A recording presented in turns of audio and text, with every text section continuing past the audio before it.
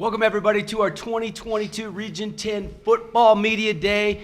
Devin Dixon, Mark Musgrave, Caden Formaster, the Fox Sports panel for today's Media Day coverage presented by Appliance Wholesalers Plus. We're going to talk to every Region 10 team and select players represent the team throughout the afternoon. Let's get it started. The Snow Canyon Warriors are here with us. Coach Esplin, we got Hunter Johnson, Brooks Esplin, Jake Hill, as well as Rockwell Jones. Coach, let's start with you and kind of bring us up to speed, talk about an overall preview for the Warriors for the upcoming season. I know there's a lot of excitement. Yeah.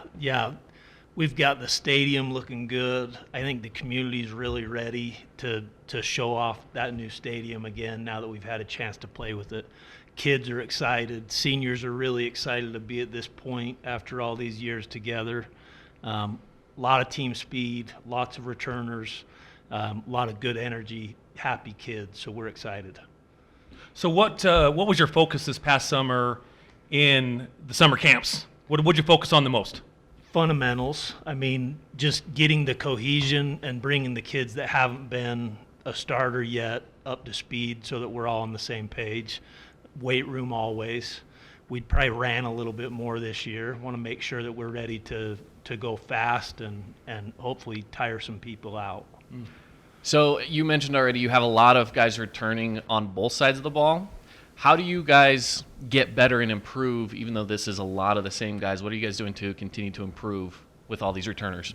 I think the biggest help, and this is something that I haven't had in my, 6 years, I lose track, but our junior class is good. Our sophomore class is good. So we have special teams depth. We have depth at positions that usually if the top guy goes down, we fall quite a bit. So I think probably the biggest thing this year that's going to help is we have more guys that can play. Coach, this senior class is a special class. I mean, coming up through youth football, through 8th grade, I don't think they lost a game. Now they're seniors. You've got a lot of talent, but talk about maybe a couple new players, a couple guys that are going to fit in and don't have varsity experience. They're going to really help this core you've got. Yeah, so Rio Ochoa started some last year for us. He's returning, but this is only his second year playing football, so he hasn't been with these guys. He's going to be huge on the defensive line for us. We're excited for him. You've got like Tegan Whitehead, who's a tough. His motor is probably as good as anybody I've ever seen play. Middle backer with Rockwell. I think he's going to really show up with his heart and his hustle, and he's a strong kid. We'll circle back to some more questions for the coach, but let's introduce the players. And Hunter, let's start with you. I mean, you put up some huge numbers last year. I think you were second in 4A behind Caden Cox at Ridgeline. What's the goal? What's the mentality? Obviously, you want to lead and you want to win football games, but have you set some personal goals that you'd like to accomplish this year along the way? I've set a few. It's more so I don't want it to be about me, but I've set a couple just I'd like to probably throw for around 300 a game, stuff like that. Run for 50, 100, something it's just little things, but it's more going to be team centered than me centered. It's kind of goals that I've set for myself so that we can win the football games. I'm just curious, Hunter, as a quarterback last year, you burst on the scene, did some great things. The chemistry seemed so good with Brooks and Jake and all your other receivers. Was it that much easier through fall camp, and is that chemistry even a notch better this year? Yeah, I think the more we play together, and every year that we get, the more that we play, it's going to be easier and easier to. But it's kind of just because I've played with them for so long, it's helped me know what I kind of know what they're going to do now. We have some routes, some certain things. I know exactly what they're going to do, so that also helps a lot. So I know exactly where they're going to be. Yeah. So Hunter, a question for you as well. I'm going to leave it on you. So you have Will, you have Brooks, you have Jake, all coming back. You've thrown them the ball so much. But this past summer, what did you work on individually that you thought you needed to improve on? I've done a lot of footwork, make sure that I can, when I'm in the pocket, that I'm not going to be off balance, stuff like that, so I can get it to these guys, because these guys are now a lot faster. So it's helped, but it's also made me have to put in a lot of work with my footwork and my motion, making sure that I'm getting power from my hips and stuff like that. So I want to move over to Brooks over here. So in this offseason, again, as we mentioned before, a lot of guys are returning, but personally, what have you worked on to try to return better than you did last year? Mostly just making sure I'm all the way healthy and just trying to lead my guys and kind of by doing that, I get better myself just because going hard against our guys. That's one good thing about our team is, like, even our scout is, like, we have so much athletes. I'm getting better no matter what, no matter who I'm going against. So, Does your mom ever get tired of you and your dad talking football at home?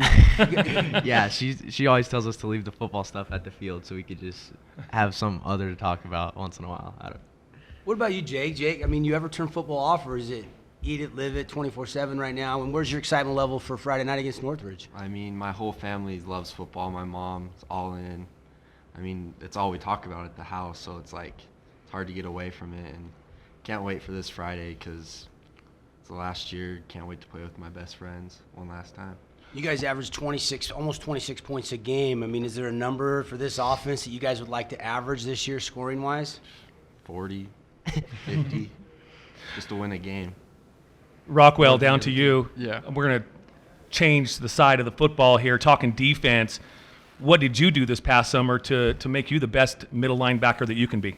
I mean, I've been in the gym almost every day, just working really hard to get stronger and faster, and working with the kids next to me, like the underclassmen, the other linebackers. I feel like I've become more of a leader, and I'm setting an example for those younger guys, but mostly just getting stronger. Rockwell, how much does wrestling help you with football? Because I've always thought wrestlers are great football players. Yeah, wrestling, it's basically like it sets a baseline for like form tackling, you know. And I don't know, I feel like anyone who wants to get better at football, who wants to get better at tackling, should try wrestling out, you know. Rugby too is big at Snow Canyon, right? Coach, do you have some rugby guys playing with you? Not as many. We have a lot of wrestlers, and that's been a huge thing. Over the years, we've had a lot of rugby players. Yeah. Now, I want to put all the players on the spot here. You guys can all chime up if you would like. This scenario will not happen, but I do want to throw it out there. If you had one win in the region, who do you want that win to be against? I'll go first. I'd probably say Desert Hills because last year's game was such a heartbreaker for us. We had like a lot of emotion to that game, and to go out like that is just a lot of fire for this year. Yeah, I'd say D Hills and Crimson just because I saw them in a poll ahead of us, so we'll see about that, I guess. Show them, yeah. I think Desert Hills is probably the biggest, but I think Crimson too. I think those are the two we need to show out, and they would be the ones I would want to win. Yeah, I'm going to agree. I'm just going to say Desert Hills and Crimson too. Those are Anyone who wants it, though. anyone who wants it. So I want to talk to you, Coach Esplin. Going back to talking about this game for Friday coming up against Northridge, what are you guys doing to prepare for this game specifically? You know what? We've had a really good week of practice, and we've had to we had to cancel some practices all of a sudden after years, it seems like, of praying for rain. Now all of a sudden monsoons came and lightning came. So we've been moving practice around. But we seem crisp. That's what I'm looking for right now, is just the edges kind of grinded off. We know what we're going to do. I mean, we're going to be who we are and do what we always do. We just want to do it really well, perfectly. Friday night, Northridge, first opponent for the Snow Canyon Warriors, and it'll be rowdy and a lot of excitement around this team. We'll see a little bit later on in our media day where the media and coaches poll picks the Warriors to finish. We will be streaming the game against Northridge on Fox Sports, southernutah.com. Coach, best of luck this season. Guys, stay healthy, have a great year, and we'll see you on the football field. Thanks, guys. Thank you. The Snow Canyon Warriors will take a timeout. We'll be right back. Dixie Flyers will join us next as our football media day continues. That's who I would say. 5, 4. Welcome back, everybody. Fox Sports 2022 Region 10 Football Media Day. Devin Dixon, Mark Musgrave, Caden Formaster, the Fox Sports panel, and the Dixie Flyers and the legendary coach Blaine Munkers are joining us now on set. Our Media Day coverage brought to you by Appliance Wholesalers Plus. And let's get right into it, Coach. Let's start with longevity, man. A lot of people talking about the fact that you are now the longest tenured coach in the state of Utah at the high school level. Got a lot of experience. Well, let's hope that experience equates to some wins, but it has been a long time. It's a lot of fun. I still have fun doing it, so as long as I still enjoy practice and being around the kids, then I'll probably just keep on going. Talk about this year's team. What makes you get excited about this year's group that you've got? Obviously, last year you had a ton of success, surprised some people, got all the way to the state championship game. Well, it's fun. Every year is a new team with a new set of personalities, and it's fun trying to take those personalities and mold them into a team. And like to see the kids have success, and every year's a new year, and this year I'm looking forward to see what these guys can do and write their story for their senior year at Dixie High. Give us a quick overall preview, some new faces, some names, and some players that are going to step in that maybe don't have a lot of varsity experience, and tell us a little bit about what you're going to have on offense and defense. Well, we have 7 guys back on offense that are, going to help us a lot, and Jalen's going to step in at quarterback this first game, and it'll be his first varsity experience as a starter, and he's going to do a great job for us. And then we have 2 new offensive linemen. They'll both be sophomores. They're going to have to step up. Jackson and then Porter are both going to have to step up. They're replacing Honor and Casey Erickson, who did a great job for us last year, so they got some big shoes to fill. Defensively at corner, we lost the 2 best corners in the state as a duo, I thought, in Jaquil Mitchell and Mamau. But we got 2 guys that haven't got varsity experience, but they're working hard, doing a good job, Errol Dyer and Caden. And safety, we got going to get Chet back at safety. Chet Atkinson, he tore his knee up again in the Springville game last year, and so he's been working real hard to get back, and we're looking forward to having him back too. And that was one of the questions I was going to lead into is who are some of your sleepers that are coming through? So maybe some of the names that we don't know about yet. One thing that I've always appreciated about the Dixie Flyer program is you do have a deep program. It seems like I always think to myself, oh, they graduated this kid, and this kid. Dixie might take a little dip this year, but you never do. You always have the New England Patriots next man up, and they usually do it. Who are some of the sleepers that we can expect to get to know a little bit this year? Junior Coughlin's doing a great job for us. He's just going to be a sophomore. He was only freshman. We dressed for the state tournament last year and was on some special teams, and he's looking really good. Lucidio Bennett at slot. He's going to get a lot of time at slot and kind of backing up Seth to Cal a little bit because we'll move Seth all over the field. So he'll be in there a lot. Blake didn't get a lot of time at receiver last year, but he did back up Jaquil. So I'm looking for Blake to have a good year for us too. And all these guys are just going to have to step up. And, it's kind of a culture we try to create. It's the next guy up. It's your year. You're a senior now. You just got to step up and write your own story. So one thing that Mark mentioned was that you as a team, as Dixie, is always competitive every single year. What is it about the culture that makes it that way? What is it about these boys that makes it so you are competitive inside this Dixie culture? Well, a lot of the credit goes to them. I mean, they just buy into what we're selling. I mean, we give them a few items. You got to go to class, be a good citizen, do all these other things, and come to practice, be on time, work hard, be a gentleman in the community, and we try to set that tone, and every year it's just kind of kept rolling over. And even if you might not have the best talent, if you sell that culture and they're going to work hard and buy into what you're doing, and these kids do a great job. I mean, I don't think they question the coaching staff at all, and we don't question their work ethic, and they're going to work hard, and the chips are going to fall wherever they fall. We'll circle back to Coach for some more comments in just a second, but Blake Watson, we've got Mason Kesterson, Dave Hollings, Jalen Schultz representing the rest of the Flyer teammates. Flyers all-time, Blake, 8 state titles. You got 27 region titles. Do you guys think about longevity and the history and the tradition going into the season, or is it all X's and O's and what Coach needs today at practice? I think, you think about that stuff, a lot, after the season's over, before, but, while you're in the moment, I don't think, it really comes up. It's just one of those things that, you talk about every once in a while, you got to keep this tradition, but I don't think you think about it that much going through the season. As a receiver last year, Bronson Barman, Seth DeCal stepped in. Now Seth's battling Jalen. Coach has said he's going to play 2 quarterbacks. As a receiver, does it matter to you who's throwing you the ball? No, it actually doesn't. It's just if they will throw it to me. Get open, right? Yeah. Mason, so your older brother graduated. Derek's gone. What did you learn from him as far as anything football on the field that you can take and use it this senior year for you? Derek, he was a good athlete. He wasn't very athletic. He knew all the things. That's a big thing that I've learned from him is being able to be really precise on the route running and blocking and stuff like that, and taking the small things and really working on those and getting really good at that. So I know last year that you got some reps in varsity at the wide receiver position, but it looks like this year you're potentially maybe going to be shifting around a little bit more. Tell me what positions are you looking forward to playing this year? I played tight end last year the whole year, and Was it tight end? Yeah. yeah, and I'll be playing that again this year. And Nice. I'm trying to play some DN, but coach won't let me move over there. But Greatest memory for you's got to be that trick play. oh yeah, You and your brother. yeah, that was pretty fun in Pineview and stuff. That was pretty fun. But now this year I'm long snapping, so I won't be able to get that fire drill anymore on the if there's any bad snaps. Hopefully there's not any bad snaps.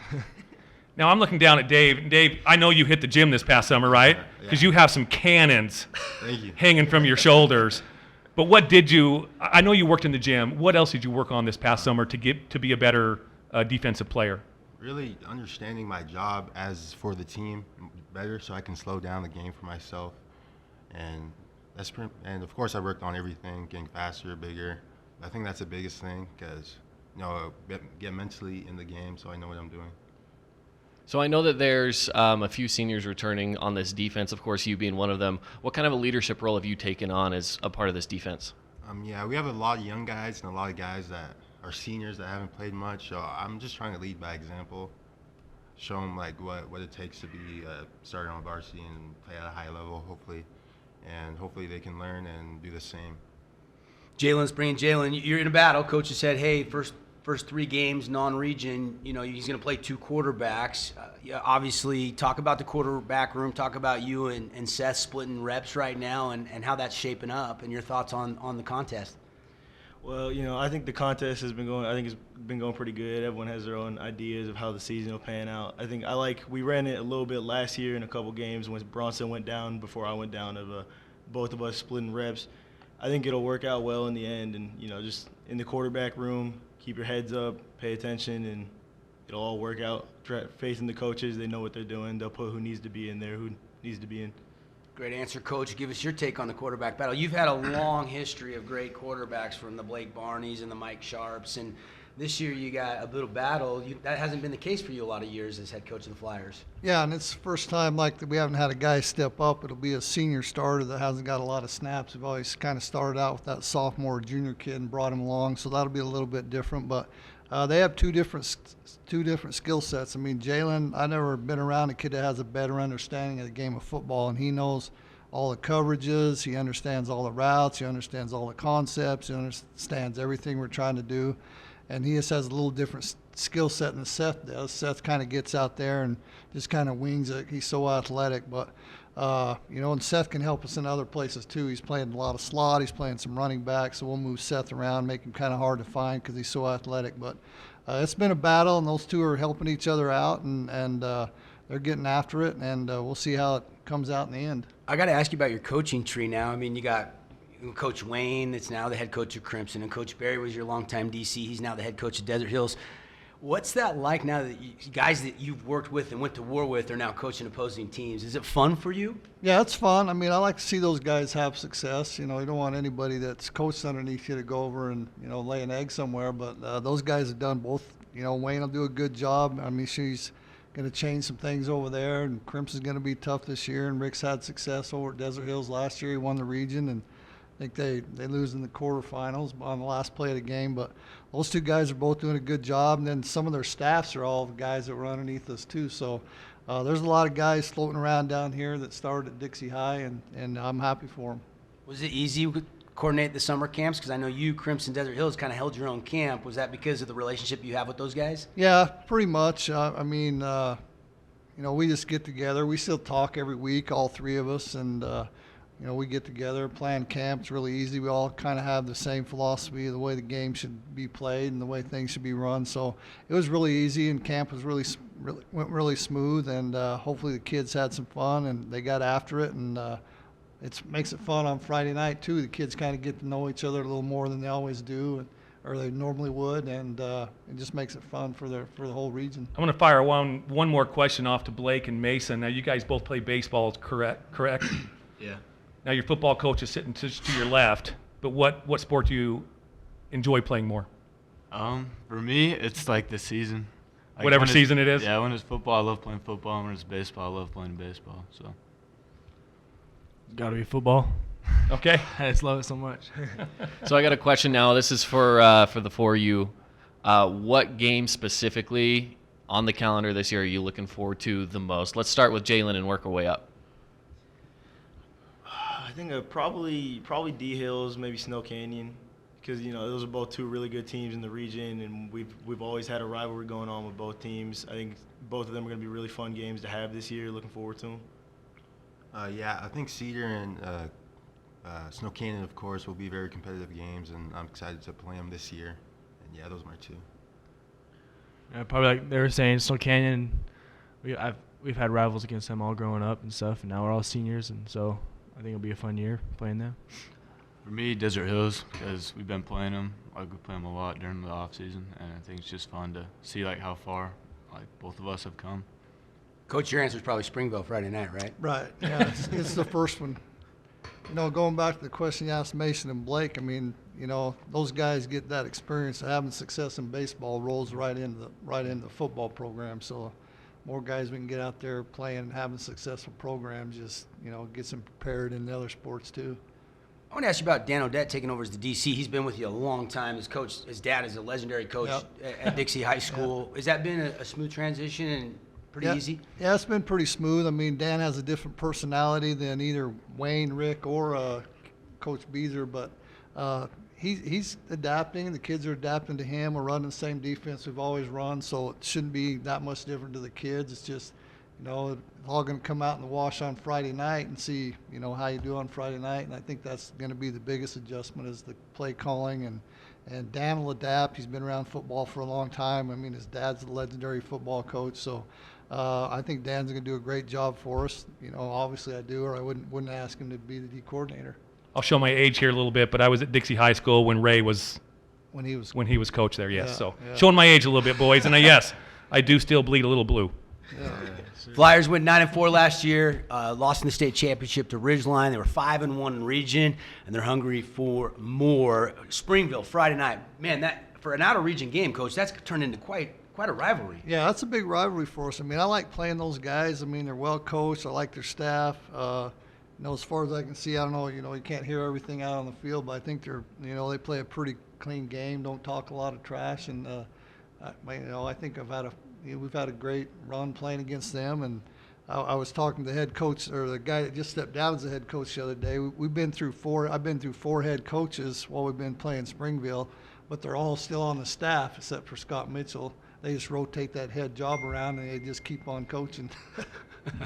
One thing we know for sure is you've been doing it a long time, and we look forward to you and the Flyers getting out on Friday night. And we've got you guys on the radio week 2 against Riverton. You got a tough non-region schedule. It'll be fun. Yeah, I mean, I like playing tough teams in the non-league. I think it prepares you for the region, which is a tough region, and then gets you ready to roll into state. So I like those tough games at the front end, and kids get a different taste for what it's like in a game against a tough opponent rather than going against each other in practice every day. We very rarely go one-on-ones our first team against our first team defense, but hopefully our region schedule gets us ready to go for the league. Coach, one last question for you. When you're playing golf with Devon, is there money on the line?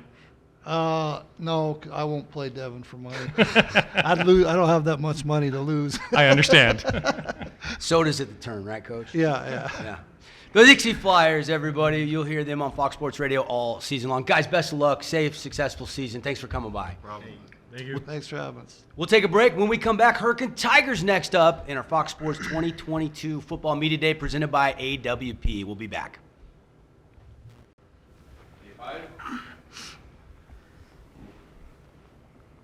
Back here live on set, our 2022 Region 10 Football Media Day presented by Appliance Wholesalers Plus, the playmakers in the appliance business. Devon Dixon, Mark Musgrave, Caden Formaster, the Fox Sports panel, and now the Hurricane Tigers has arrived on set here to preview the upcoming season. And Coach, we'll do it a little different here. Let you introduce your guys and then give us an overall preview for the Tigers this year. I know there's a lot of excitement out there in H-Town. Yeah, there's a lot of excitement going on. It's been a long off season. So right here we got our 4 captains. With me right here. They were voted just last week throughout the team. We have RJ Wright, Carter Ashby, Mahanrai Tonomapea, and Adrix Clegg. Love it. Coach, talk about the excitement, what you've been doing in the off season, and talk about the battle of being in Region 10 and going out there and competing for the top spot this year. Yeah, so, I feel like this offseason really hasn't – I feel like last year really hasn't stopped because these guys were really hungry to get going. And so we really just kind of continued on from last year, and these guys got in the weight room. Obviously, the weight room's been a big emphasis this year. They have worked their butts off. All of these guys right here are probably, if not 100%, 98% in the weight room. So they've really worked hard this offseason. We've been going since March with 7-on-7s, field work. We obviously have a new offense that we're installing with Carl Frankie. That has been awesome. With that, so there's been just a lot of work. June, our camps were great. We went to SUU, got to face the Sky Ridges, the American Forks, the Orums. So we really got to face the top competition in the state of Utah with that, kind of to find out where we were and where our guys were. And I thought it went well. We're excited to start the season. These guys have, they're prepared. They're prepared this year. Now, Coach, I just want to throw at you. We wanted to do this. You did it off air. Tigers in the house. Yeah, Tigers in the house. And Rawr, thank you. Let's do it. My question down there for Carter. Carter, do you know your role this year for the Tigers? I know last year you got under center a little bit, but where you plan on being out this year? This year I'll be playing slot receiver and as well as safety on defense. Do you think that comes with a little bit of a challenge, switching things up from last year to this year? Or do you feel like since you were under center at QB last year that you kind of already understand the roles of the offense, so sliding over to the slot? How does that feel for you? I think playing quarterback definitely helps because I can use my quarterback mind to kind of recognize what coverage the defense is in and what routes I can run to get open. Coach, tell us about your new quarterback then. So Garrett Grundell, he's our new quarterback this year. Coach Frankie's been really working with him a lot. He's a sophomore, probably 6 foot, 6'1", $180, $190, really good looking kid. Has a lot of work to do. Doesn't come in and needed a lot of work coming in, and he's put in a lot of work. He's along with these guys and the rest of the team. He's put in a lot of work, 7-on-7s, meeting with Frankie and our Aaliyah, our wide receiver coach, on and off the field, trying to improve. So he's good. Natural ability, athletic kid. He played freshman last year and was our JV quarterback as well towards the end of the season. Really has done a great job. We're excited for him. His potential is super high. I think the region's going to be impressed with what he can do. Carter, RJ, is it weird in the huddle now with the new quarterback barking out the cadences? Then you guys are, probably different for you, right, Carter? You don't have to say as much. Or are you still chirping in and getting your 2 cents in? It's definitely different because, quarterback, you're controlling the whole offense. You're, telling everybody where to go. And receiver, it's kind of I'm just supposed to, kind of do my own assignments. But quarterback, you're, on the linemen, on the receivers, making sure they're down with everything. So. And what's been the difference with Coach Frankie coming in, being the offensive coordinator? What has he brought to you guys? A ton. He's crazy. It's insane how smart he is. Him and Coach Aaliyah, just learning from them, you learn something new every single day. It's great to learn from them. So I want to go over to RJ here. Now, last season, you were one of the top wide receivers in Region 10. Going into this season, what did you work on in the offseason to just get even better? Oh, there's a lot of things I worked on, in the weight room.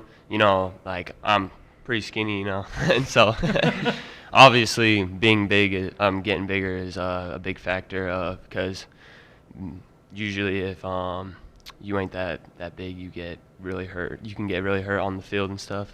Mahanri was down there when you said that you were skinny. He was like, yeah, he is skinny.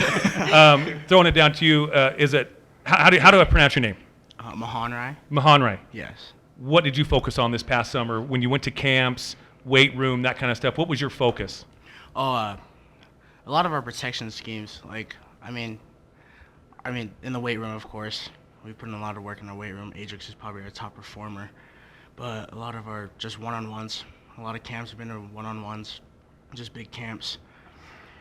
Just focusing on how I can protect my quarterback. He's a young quarterback in the backfield, so. Do you feel like your offensive line is coming together? Oh, yeah. We've been in a really good unit in this past few weeks. Especially with Frankie and our new offense, we've been communicating a lot, so I'm really excited to see what we can do Friday night. Great. So going over to you, Adrix, on the defensive side, kind of the same question. What are you guys working on the defensive side to improve yourself throughout this offseason, and where do you feel like you're at right now? From last season, I feel like we were okay as a defense. I feel like we had a lot of work on, and we definitely been working on like our eyes. That's our main focus, is our eyes, getting them right.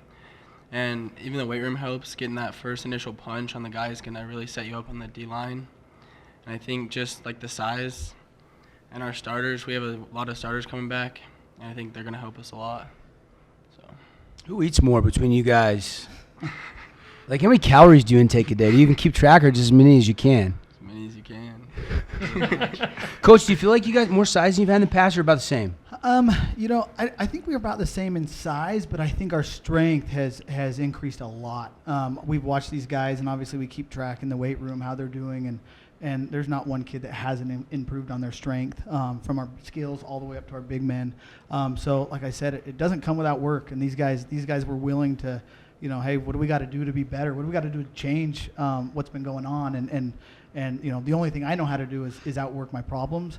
And I think that's one thing that we've tried to do is just outwork our issues right now, and not be in the middle of the season and say, hey, we haven't prepared enough, because these guys have prepared. I would say there's probably not, I get the chills saying it, but I don't think there's one team that's outworked these guys in the offseason. And I can confidently say that this year. Now, Coach, you got Mountain Crest on Friday. Mm-hmm. That is a potential 4A state playoff matchup. Mm-hmm. Do you use your whole playbook, or do you put stuff in your back pocket for a possible playoff matchup? Yeah, that's a good question. I don't think you go in with, obviously it's game one, you have answers. I think you go in trying to answer all the questions you have, because obviously we haven't answered everything. And so I think, number one, you make sure all your questions get answered, whether that's backup roles that you need. I mean, we're not in this to win preseason games. We're in this to win region, and get a good state, matchups and go on to potentially win a state championship. And that's always our goal. Yeah. Obviously we take it one game at a time, and going 3-0 in the preseason isn't obviously going 3-0 is our goal, but it's not our number one. I think making sure we're prepared to face our region teams is number one, and that, so I think that comes with maybe doing something a little different. So I don't think we have our full playbook offensively or defensively. I think we're ready for it, but we're probably you won't see it. Now, Coach, I know that you are very confident in this team coming into this year, but who are some of these young guys maybe that haven't seen as much varsity time that you're extremely confident in this new season? Yeah, Kellen Pledger played sophomore linebacker last year. He's going to be a big name you'll probably hear of. He's put in a lot of work. He's been going to a lot of camps. That's going to be a big one. Starting middle linebacker for us, put on a lot of weight. And he started the whole year last year as a sophomore. So I think he's a name that you're going to hear. Landon Stewart's the other opposite middle linebacker. We actually have a really young, physical linebacker crew, so it'll be fun to see them kind of come into their own. On the offense, Tovia he's our starting left tackle this year, and I think he's going to be a name you'll see. A really big kid, spends a lot of time working. At running backs, Hunter Prince is another athlete that you heard last year. He's really come into his athletic form a little bit, really quick, kind of more of on the size of Carter, but really has a lot of speed, a lot of athletic ability. I think those two, Nephi Aloha, obviously was a big part last year early on, had some injury issues. He's back, he's healthy. So I think those names you're going to hear a lot. Jace Meekum is another kid that had some injuries last year that you didn't hear a lot. He's healthy right now. So we're excited for all those guys. Obviously, we're going to have to win as a team. We're just going to have to do it as a team mentality, and it's not going to be one person this year. Is depth better in years past, or are you still going to have a lot of kids playing both ways? We've kind of implemented platooning a little bit this year, where we're getting a lot of reps to our ones and our twos. So we're really trying to platoon to where we can get more people involved. So we maybe on the fourth quarter, because I thought we did a really good job last year of being in it at half. At times where you could see us making some moves, and then at half last year we got really tired, and not from a conditioning, just our region is tough. Yeah.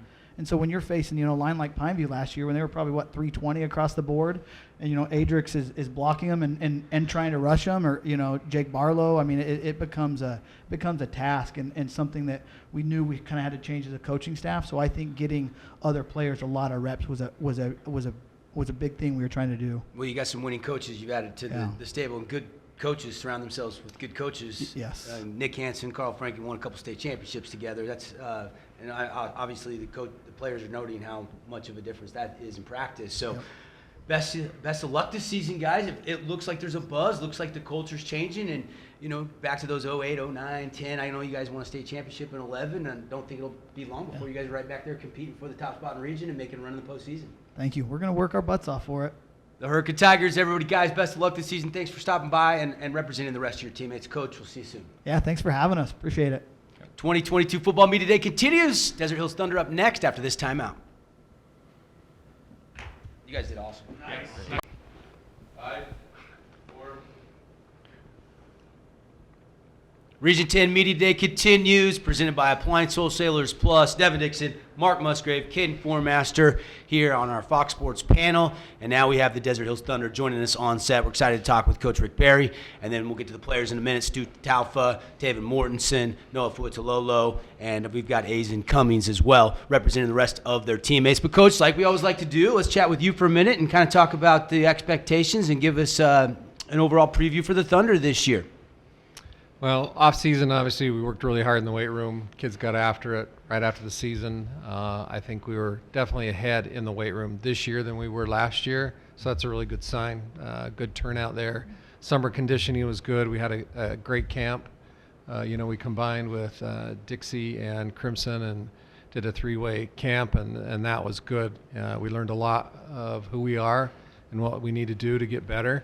So that was a good camp. We've done a few 7-on-7s, and now we just got through 2-a-days, and we play tomorrow. Get on a bus tomorrow and head up. Thursday night's a little strange, but we're excited to go up. And, we play Brighton, who's got a great tradition, great team, won the region the last 2 years. So it'll be a really good test for us and measuring stick of what we need to do to get ready for region play. I'm assuming these 4 voted captains by their teammates? These 4 were voted captains by their teammates, yes. Talk about some guys maybe that you're really excited about. They're going to step in and see some minutes for you that didn't get a lot of reps last year as a varsity player.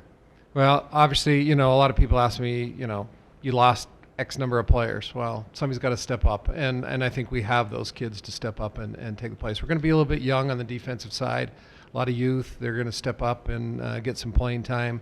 Our offense should be definitely our strength going into the first of the year until the defense catches up. But all these guys here play both sides of the ball. Other than Noah, I'm not going to let him play on the other side. But is he lobbying for that? He's lobbying for it. He thinks he's a linebacker and he can play that, and he probably could. But no, we're not going to let him do it. So we definitely have some playmakers that are going to help to take over where we lost some of the skilled kids last year. And I'll just throw this question to Noah. Noah, you have a ton of weapons that you can use at your disposal this year when playing for the Desert Hills Thunder. But what did you do individually to help your game and become a better quarterback this past summer? I just put a lot more work into the weight room for flexibility, injury prevention, and I've also worked a lot on my speed, so I'm a lot faster than I am last year, so that'll be a big part of it. And I also put in work during the summer, throwing to these guys and just trying to get my chemistry with them on point, so that's pretty much what I've been doing. Now, of course, being a quarterback, you're running that offense. What's the differences you've seen between last year and this year as far as maybe some changes in, again, a lot of guys coming back, but what other changes have you guys made to make yourselves a little bit better? This year we have a lot more depth everywhere. We have multiple running backs that can play, receivers that we can rotate in and out. So just having that many weapons is very useful. So it'll be fun this year just to kind of use all those weapons. Stu, do you take pride in blocking for this guy? I mean, you guys got to take that personal. Tell us about the O-line, how that's gelling. You do have, some guys like yourself back that protected him last year. Yeah, we got 2 starters returning from last year. It's me and Jaron Wilkins. The next 3 that came up, we have one that's senior, one of Aze's guys. But, we're all doing our best. We've all been working hard, and I think that we're going to get it done. Your off season, you seem like you were busy, man. You do some individual camps. You had some unofficial visits. I mean, it's been a busy summer for you. Yes, sir. I mean, we're just trying to get better, myself and as a team, just doing our best, trying to fine-tune our skills. David, we know Coach Barry's a defensive guy, and you're playing both ways, but are you kind of the mouthpiece for the defense back there? Coach, is that a fair assessment of Taven back there? Is he kind of in the secondary? Yeah, that's why he's at safety. He can play safety or corner, and I like him back at safety just because he's the quarterback back there and gets us in the right position, the right coverage. He does a nice job recognizing it. He studies the film. So I trust him back there. So, yeah, it's good to have him back. Taven, I'm going to embarrass you just a tiny, tiny bit. I'm also going to embarrass my wife. She's probably going to kill me when she hears this. Every time she sees you, she says, "Look at Taven's calves." They are huge. Anyway, hey, what do you prefer? Do you prefer a nice downfield pass from Noah, or do you want to pick that ball off as a safety? What do you prefer? I mean, you better say pick. Yeah. I mean, getting an interception, there's nothing like it. So just the thrill of that and changing the momentum of the game is a lot more exciting. Azen, I'm going down to you. You have relocated here. Where'd you come from, first off? Let's talk about that. I came from Hawaii. How's football different in Hawaii than it is here? Well, over here, everyone is, like, tuned into football. And back home, people are distracted and, like, lose track of what they're supposed to be doing. And, yeah. Have you seen that mindset shift in yourself as well, being a part of this crew here? Have you noticed that you've become more focused on football? Not really. My parents make sure I'm focused on football and school and, like, family things. Good parents. Yeah. Taven, defense gave up about 22 points a game. That's a high number for a Coach Barry coach defense. How do you guys get that down to the teens this season? We definitely got to focus on just playing together as a group. We got to take pride in getting turnovers, winning the turnover battle. That's huge, and just being disciplined, working together, and making sure that we're in the right spots at all times. How much does the loss in the postseason, last second, motivate you guys? Is that something you guys talk about, motivate you, think about a lot, or is it just X's and O's and work at hand? We don't really talk about it a lot, but we definitely are thinking about it all the time. It's not going to happen again. I can assure you that. But yeah, we've been working all summer, all off season to make sure that does not happen again. Now, I'm sure Coach Barry's answer would be the next game, but what game do you guys have circled on the calendar? What team? All of them. Trying to just upset everybody, make sure that everybody knows who we are and that we're the top dogs and we're coming out to play. So that's it for me. Coach, is it different being that now you have that target on your back? Do you go in there any differently with your talks, your speeches, or anything like that? I don't think so. I think we got to take it a week at a time. You know, it's a cliche, but you really do. You can break down film, you look who you're going to play, and and I've told the kids that it's nice that we've got that recognition, but it doesn't mean anything. We were a dark horse last year, ran the table, so it just goes to show anybody can do it. Our region's so tough. It's deep. It's great coaches, a lot of talent down here, and the nice thing is that I told these guys, embrace it. You got a target on your back. You got to bring your best every single week. So that's going to make us better, get us more prepared. So, we're excited, and we'll take on the challenge. Our region's really good, but the last couple of state championships have been Ridgeline, Skyview. What do you think about the North this year? Have you kind of sized them up at all yet? No, not at all. So, once film comes out and we start looking in the middle of region and different things will start shaking out. But no, we got to worry about ourselves right now. We can't worry about what happens up north or what even the other teams in our region are doing. We just got to take care of our own business. Now, I know that preseason is obviously going to be different than region play, but going into preseason ball, especially this first game against Brighton, what is it that you're looking forward to accomplish in this game, besides winning, of course? What are you looking forward to trying to get done? We need to see our identity. We really don't know that. We lost 20-some-odd seniors last year. We have a smaller senior class this year, so a lot of underclassmen and new people coming in. We need to see really where we're at. We've got 3 5A teams right out of the gate, so that's going to give us a good test, a measuring stick, and I like that. I want to play that competition. When we get into region play, we should be ready to go. I want to ask you about Sam Stevens taking over as the offensive coordinator. And Noah, I'll get your take on this too, but Coach, talk about that and what that brings dynamics, what's different, what scheme-wise will we see this weekend? Well, Sam's been around a long time. He was over at Dixie, when I was there. He has a great knowledge of the run game. So I think you'll see our run game a little bit different, especially when we feature 2 great backs that we have.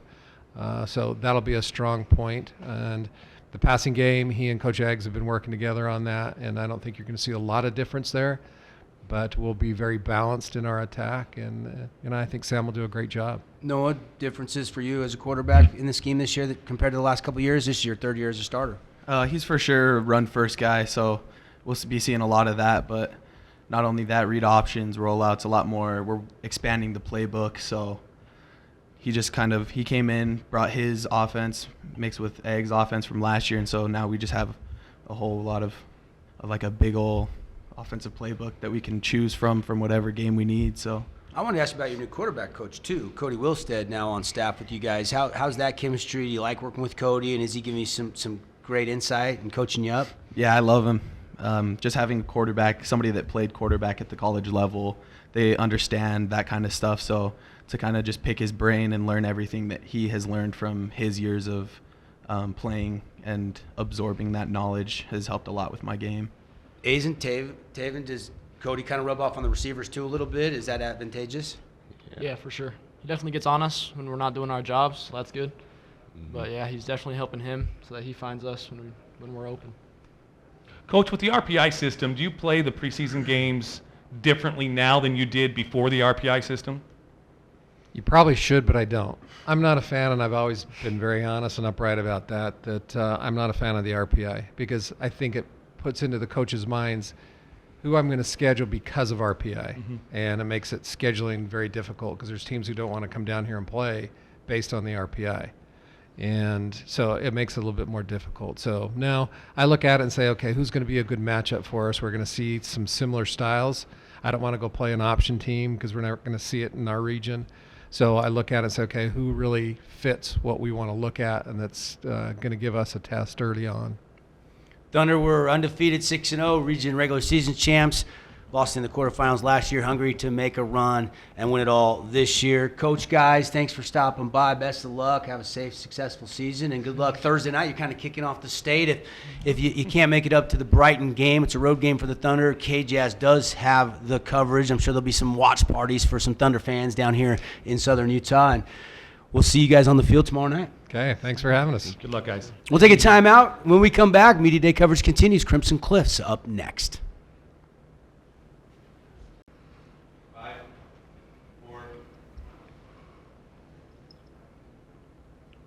Back live inside our Region 10 Football Media Day. Fox Sports panel here. Devon Dixon, Mark Musgrave, Caden Formaster.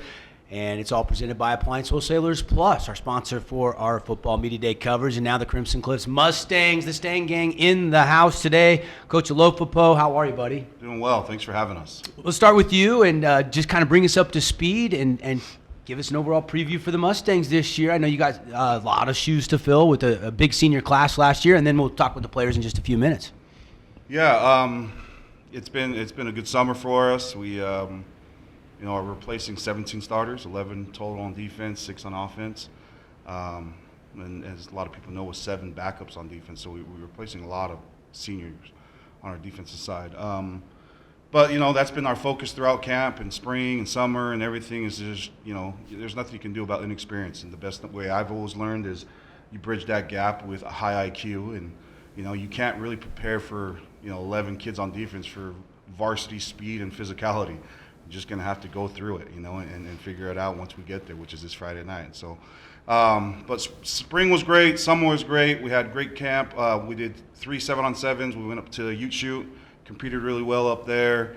Went to Weber State. Competed really well. We actually lost to Timpview in the semifinals up at Weber State. It was a good battle. We lost just by 6 points up there to them, and then we played here at Utah Tech in their 7-on-7. We lost in the championship 6-0 to Liberty High School out of Vegas. And so I felt like with the new offense we've implemented and everything, the kids have caught on well. We've had on offense, we've got 3 we have 4 returning linemen. I ended up stealing 1 for the defense to replace Marley at nose guards, which is Parker Andrus. So stole him, brought him to the defensive side because we needed someone to replace Marley there. And So we've got 3 returning starting O-linemen on the O-line, and so that'll kind of be our anchor right there, and with Stone Hansen kind of leading that group. And then we've had a quarterback battle throughout summer, and we've got a slew of receivers that we're really excited about. So we got about 6 to 7, possibly 8 receivers that we're really excited about that can do some damage, and then we've got two good really running backs that we're excited about. I want to ask you about, taking over for Coach Tate. I mean, a lot of people know you've been a long-time coach. You're a great player, but this is your first year as head coach. Kind of take us through that process and what that's been like for you and how excited you are to, put your stamp on this year's team. Yeah. First and foremost, Coach Tate has left the program in a good state. He did an excellent job in building this program and getting it to where it's at. And so I'm super grateful for him and all he's done. And as far as being a head coach, it's definitely a lot more than I ever would have imagined. And I've been around some really good ones. So as far as being a head coach, I've been fortunate to be around Coach Monkers for a long time, Coach Andy Stokes for a long time, and then Coach Tate, who's done an excellent job. And so I've had some really good coaching mentors that I've been able to look to, support from the defensive coordinator standpoint for all those years. I was around Coach Barry for a year or two when he wasn't a head coach, but he was a D coordinator. Now he's a head coach. So I've been around some really, really good coaches, and so it has made my transition to this as I look back on those experiences and been able to take what I've liked and then add my own little flavor to it and bring it to these kids and just trying to create a great program over there with these young men. So I think it's fair to say that your identity last year was on the defensive side of the ball. You guys were so good defensive, second in the 4A. You also really gave Ridgeline the best game out of any other team, I think, in 4A.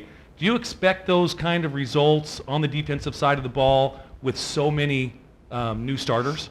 Yeah, I mean, that's what we're about to find out. I had someone ask me last night, what's your number one concern? I said, I don't really have any concerns. It's, that you guys worried about the teams you play in preseason and the region. I said, the only sideline I'm worried about is ours. Right?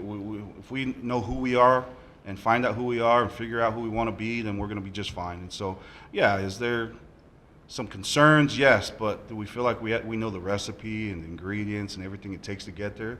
No concerns there. I think we know it. It's just a matter of dialing that in. How far has the culture come at Crimson since, of course, in the offseason, so many of those seniors left, and a lot of new guys coming in? It takes time to build some relationships, but how in this offseason, how far has that come along? Yeah, that's a great question. The culture, I think, is in a great place. And that is part and due to what Coach Tate has done, part and due to what these young men have done, the parents, the admin. It's been a great synergy over at Crimson in regards to that aspect. But I got to say, as far as the leadership, we voted for captains the other night, and it was a hard deal. I'm a firm believer in coaches shouldn't pick the captains. Mm-hmm. It's their team. Let them decide who their leaders are.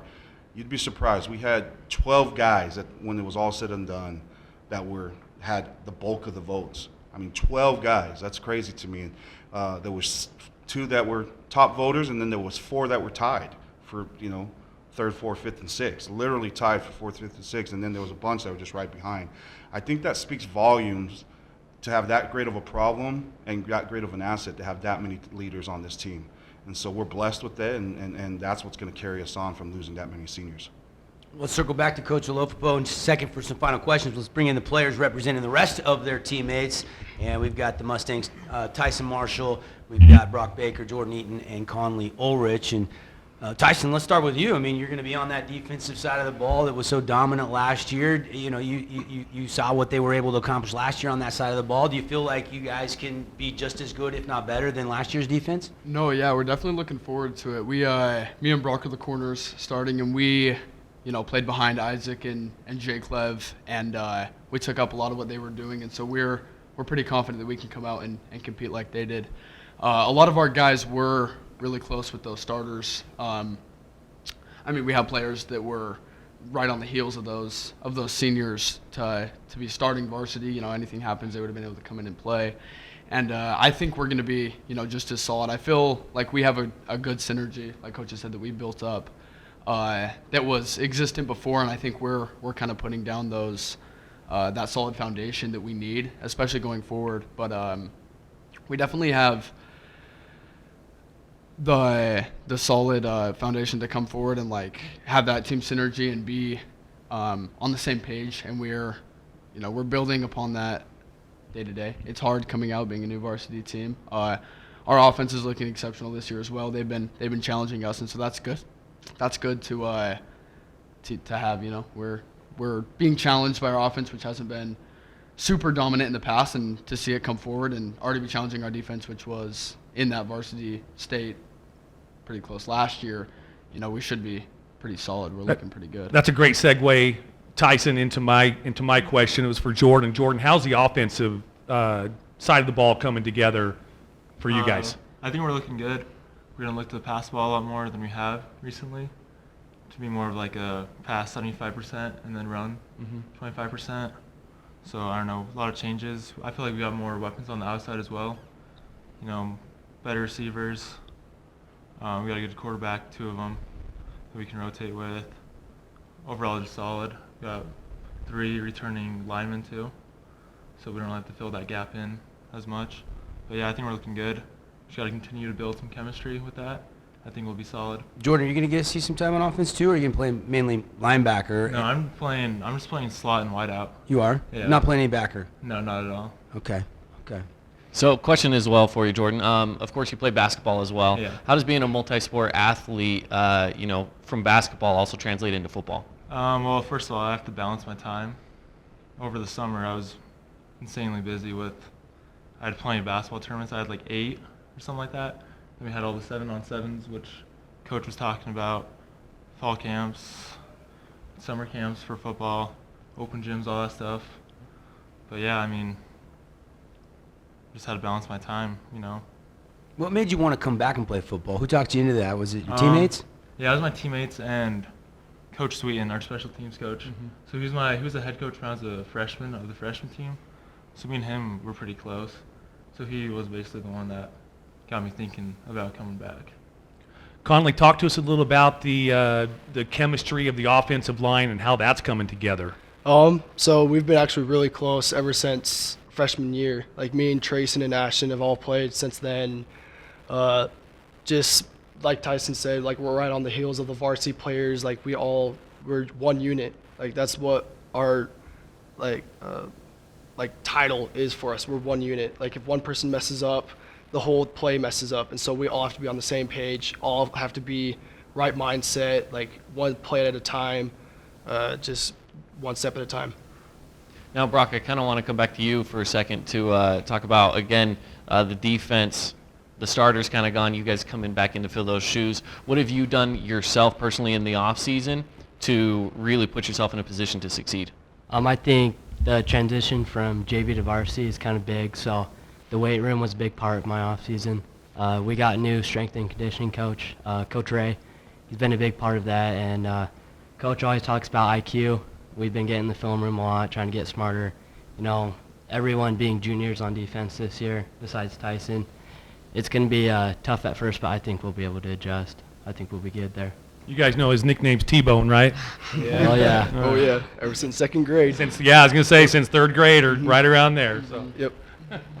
Coach, obviously you're on the defensive side, and so that's kind of a seamless transition, even though you got a lot of new starters there. But talk about how the offense will look different this year under Coach Weiss and different talent that you guys have, the different playmakers. It sounds like you want to pass the ball maybe a little bit more this year? Yeah, we've got the skill set to do it. We've got the quarterbacks to do it. We've got the receivers to do it.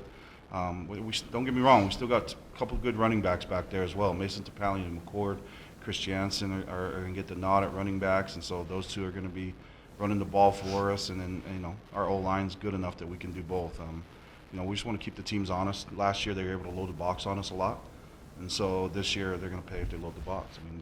We got guys that can throw and catch this year. That makes a difference. And so when you have the athletes to marry with the right philosophy and scheme, it's going to make a beautiful thing. So we're excited for that.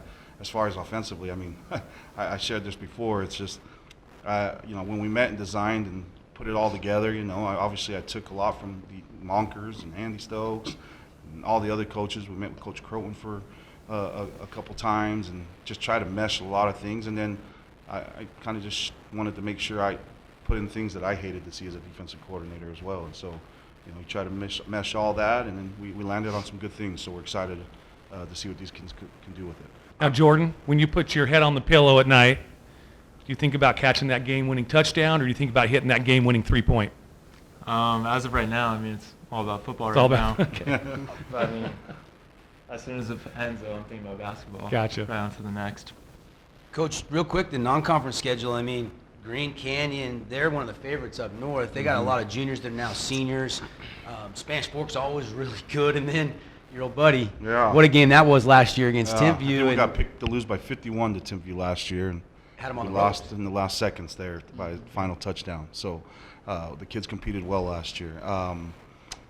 Yeah, this schedule is going to be quite the gauntlet. And then we open up with Desert Hills. I mean, who's the top dog in all of 4A, in my opinion. And so it's going to be a 4-game stretch that we're going to have to try and get through. And then, I mean, the region in itself is going to be tough this year.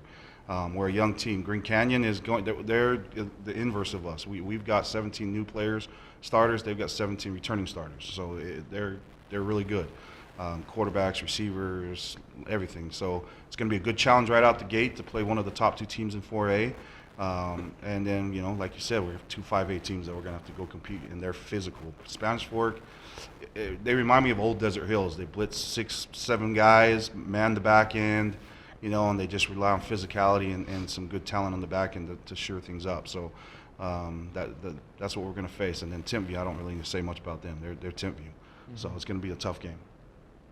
Do you guys feel like, as a whole, as Crimson, being the newer school in the county and in Region 10, do you feel like you've kind of shed that label as being the new school, and you guys are kind of just coming to your own? Tell me your kind of thoughts about that. Yeah, for sure. It's been quite the process, and it hasn't been an easy one, especially for Coach Tate. And year 1, you know, no field, all that stuff. We won 1 game. Year 2, we had to deal with COVID, right? And then we won 4 games. And then year 3, we're still coming out of COVID, and we make it to the state semifinals, right? And we compete well against Ridgeline. So now we're going to year 4, but new season, new team, and we got to figure out who we are again, right? Just like every other season. So yeah, do we feel like the culture and the program's in a good state? Absolutely. We feel like we're going, the bus is headed in the right direction, but it's, you know, these kids' jobs to continue to drive it that way. Yeah, I want to go back to your captains. You never told us who ended up getting the 4 spots. Yeah. We actually ended up going with 6 captains. Okay. So our you want to know who they are? Yeah, that'd be great. Okay, so our captains, it was tough because, you know, we had so many, and we ended up going with 6. But Steele Barbin is one of our captains, Stone Hansen, Brayson Phillips, Jordan Phillips, Jay Sweeten, and Parker Andrus. Yeah, those are the guys that got the nod. Stephen, what do you think?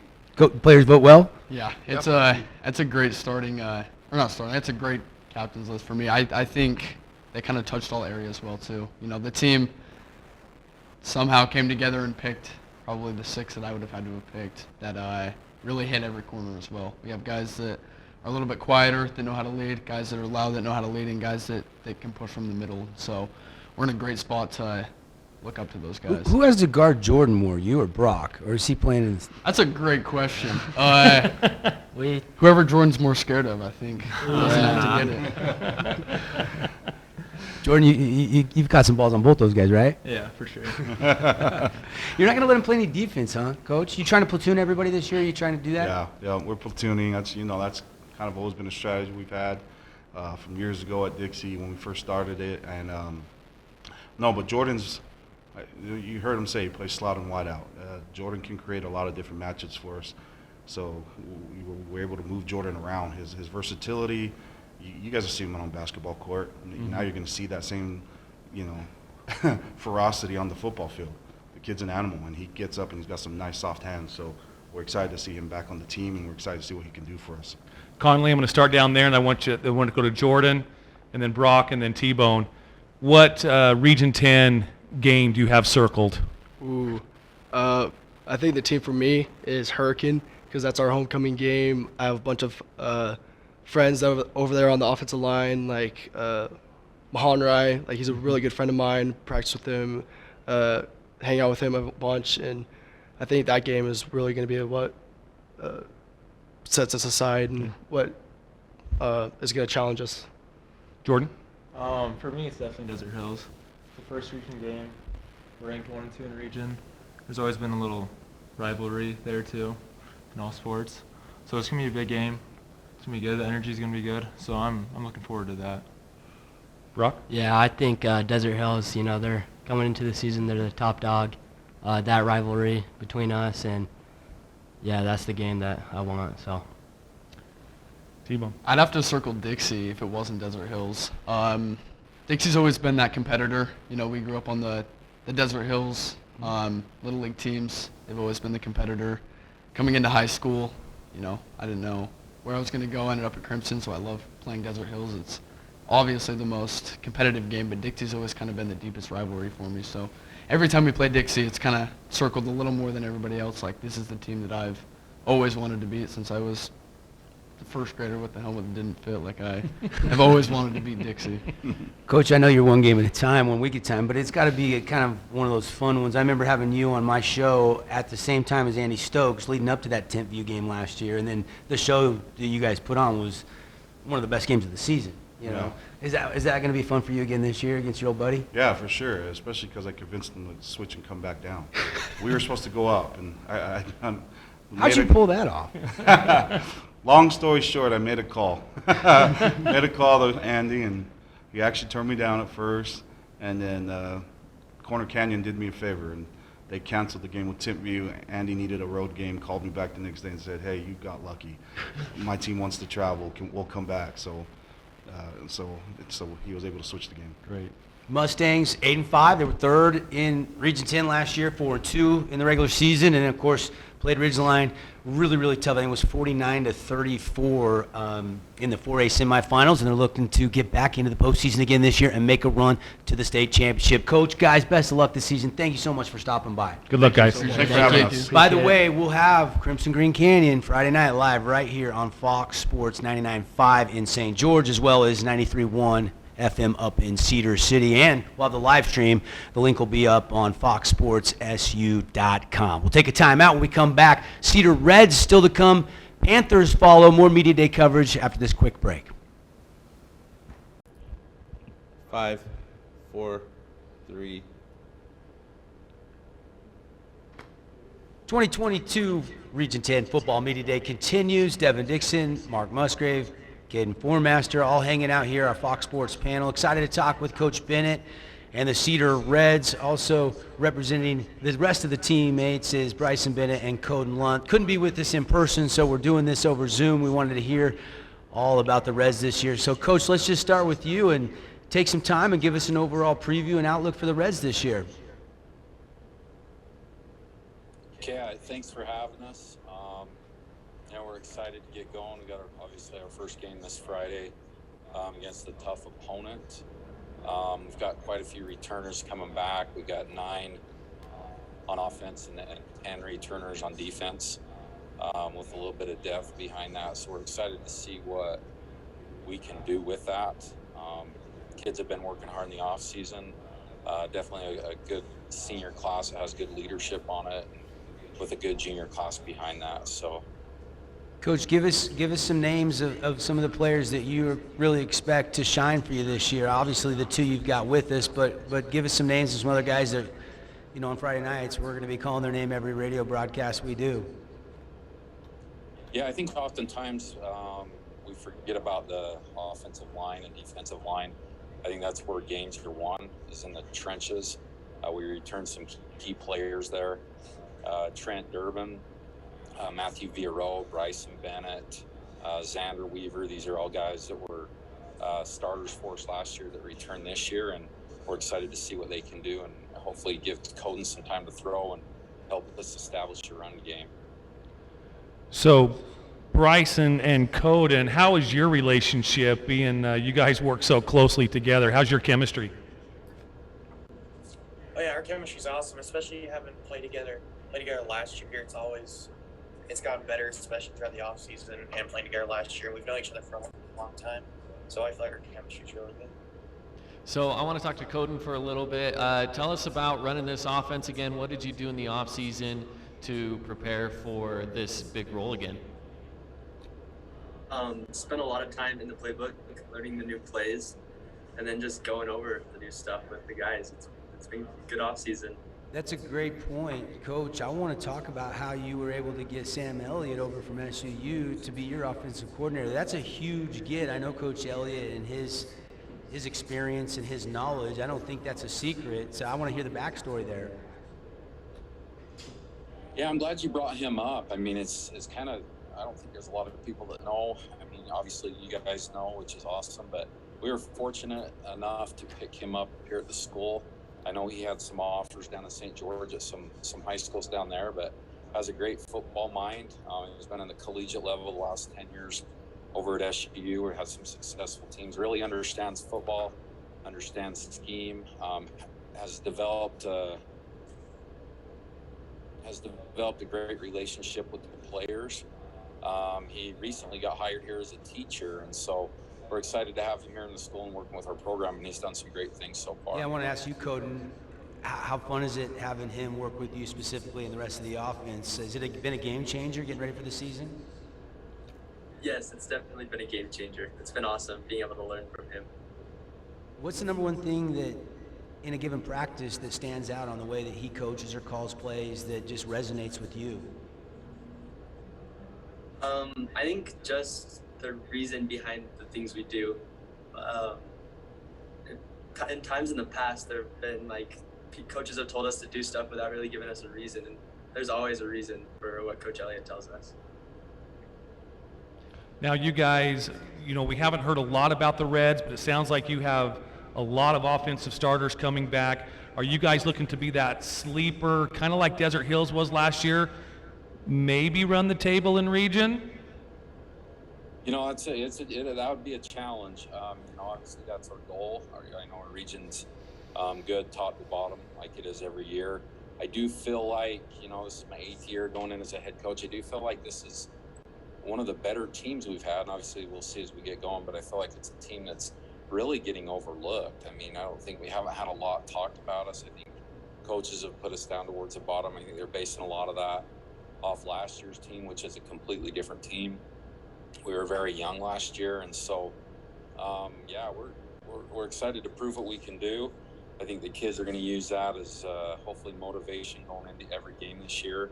But we tend to get overlooked every year, which I think we use for our advantage. So I wanted to ask Bryson about, when does football turn on and turn off at the Bennett household? Like, does your mom have to say, hey guys, that's enough, put the playbook away, or get off huddle, it's bedtime? I'll say it's never off. Football's just always with me. I'm never really doing anything outside of football. Are you harder on your son or the rest of the team, Coach? Obviously on Bryson, I always have to take steps back once in a while and we've got a great coaching staff here, and just let them coach him up. Usually when we get home is when, maybe I start to say some stuff things that I feel like he needs to improve on. So, I think that's just how it is, but he's a very coachable kid, so. Bryson, since you're playing on both sides of the ball, one, how many other teammates are going 2 ways at Cedar High this year as a starter? And then 2, is the offense or the defense ahead in fall camp so far? I would say our defense is ahead in fall camp so far.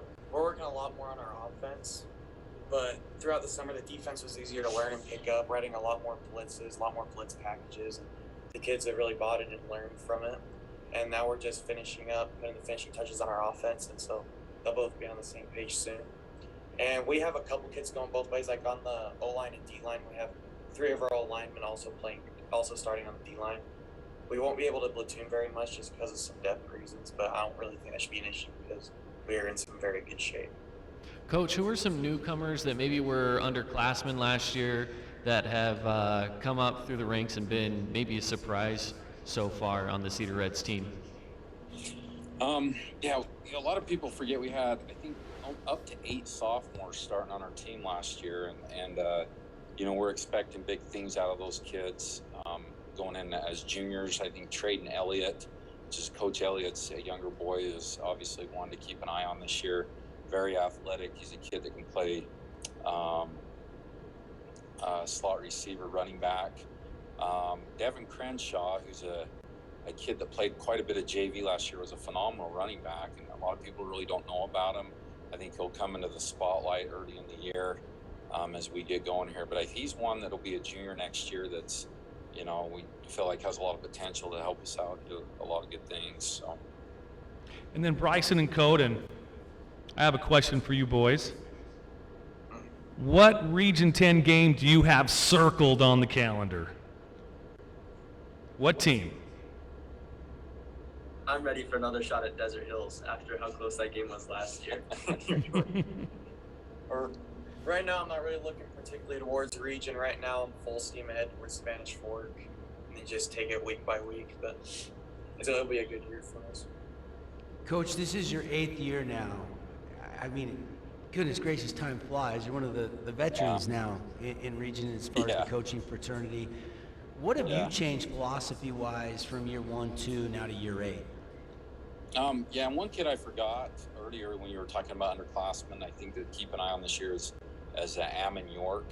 He was a phenomenal hurdler this year in 4A, and he's been a phenomenal player for us this year so far. So he's one guy to keep an eye on. I've learned to try to delegate a little bit more. I know early on in my career, you know, I tried to take on too much, and now that I've hired some good assistants, I've tried to just let them do their jobs, you know, and try to be supportive of them. And that's one thing that's maybe helped me stay on, you know, going into my 8th year, just trying to trust my coaches and delegate stuff to them where they can help me out. So. Cody, any goals? I mean, last year, almost 20 points a game is what you guys averaged. Now with Coach Elliott, do you guys feel like you can increase that by X amount of points per game? I think we can for sure. I think we could at least put 2 or 3 more touchdowns in the end zone a game. I think it'd be good. So I got a question for you two with Coden and Bryson. Now, again, Cedar's one of these very historic schools here in southern Utah, and with that history is going to come some rivalries. Do you feel like there's a bigger rivalry between the region foe of Dixie, that's been around for a long time, or the crosstown rivalry with Canyon View? That's a great question. I think they're both pretty big games for us, but I still feel like the rivalry between Cedar and Canyon View is pretty strong, just because it's the crosstown rivalry game. Coach, guys, just 2 wins last year. We think you guys can triple that this year. I think you guys are kind of a sleeper. We want to wish you the best to see, be safe, be successful, and we'll be checking in with you guys throughout the year. And we want fans up in Cedar City to know we've got 3 or 4 of your games up in Iron County on 93.1 or 1400 on Fox Sports. So appreciate you guys carving out some time for us, and good luck this Friday night against Spanish Fork. Thanks, Devon. Appreciate it. So. Thanks, guys. Thanks. Coach Bennett. Thank you.